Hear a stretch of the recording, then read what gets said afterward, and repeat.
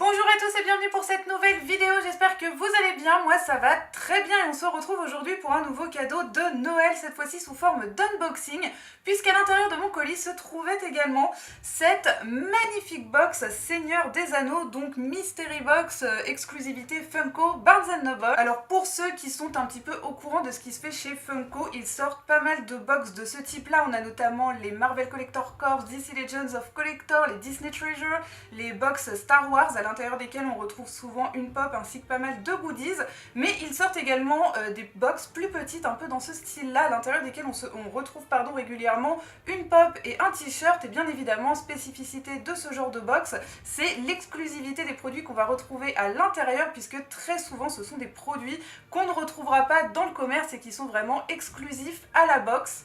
Comme vous pouvez le voir au dos de celle-ci, nous avons donc deux pop exclusives et une Mystery Minis à l'intérieur, mais vous allez voir que finalement les produits qu'on y retrouve ne sont pas si exclusifs que ça. Cela étant, il y avait une pop que je rêvais d'avoir dedans et au final ça valait quand même le coup, puisque c'est une box qui a coûté 20 $ pour une valeur, je dirais à peu près de 40 $ de produits à l'intérieur.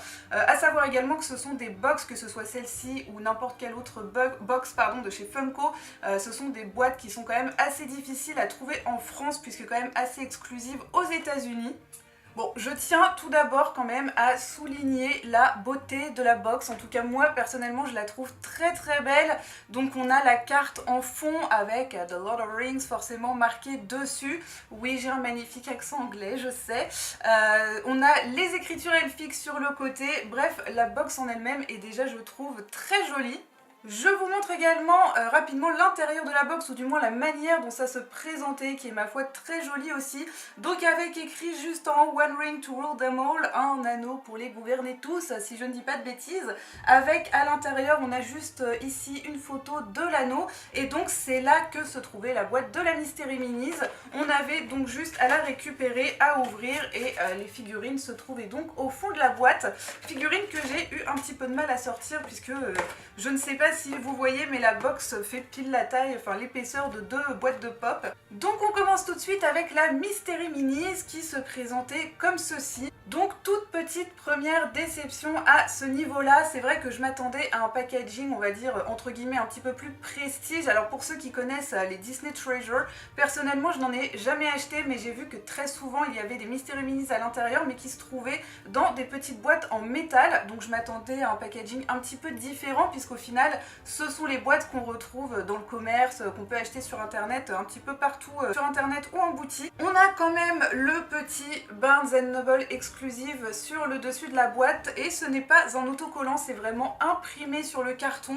Pour autant, je ne suis pas certaine qu'il s'agisse d'une collection exclusive à Barnes & Noble, et en plus de ça, il s'agit encore une fois de la collection Seigneur des Anneaux, donc que l'on pouvait trouver quand même assez facilement. Donc je pense que maintenant vous connaissez le principe des Mystery Minis. Ce sont donc des figurines mystères. Vous avez l'intégralité de la collection au dos, donc avec toutes les pièces que l'on peut avoir, et la probabilité que vous avez de tomber sur l'une ou sur l'autre.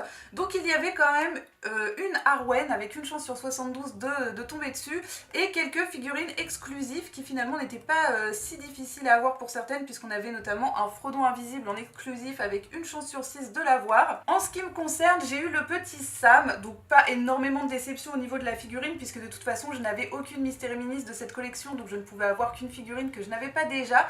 Et en l'occurrence, bien qu'il s'agisse d'une figurine très commune, puisqu'il y avait une chance sur 6 de l'avoir, ça reste mon petit Sam, mon petit chouchou chez les Hobbits, donc je suis très contente de cette figurine. Juste un petit peu déçue finalement du manque d'exclusivité, de l'absence même carrément, je dirais, d'exclusivité au niveau du produit, et surtout pour ceux qui avaient déjà commencé cette collection là et qui du coup avaient déjà la plupart des figurines qu'on pouvait retrouver à ce niveau-là. Et on continue cette ouverture avec la première figurine pop qui se trouvait à l'intérieur, et là encore une fois petite déception, puisqu'il s'agit du Gollum dans sa version invisible, donc le Gollum transparent. Alors certes, oui, c'est bel et bien une exclusivité Barnes & Noble, mais du coup il ne s'agit pas d'une exclusivité de la box, puisque j'avais déjà cette figurine.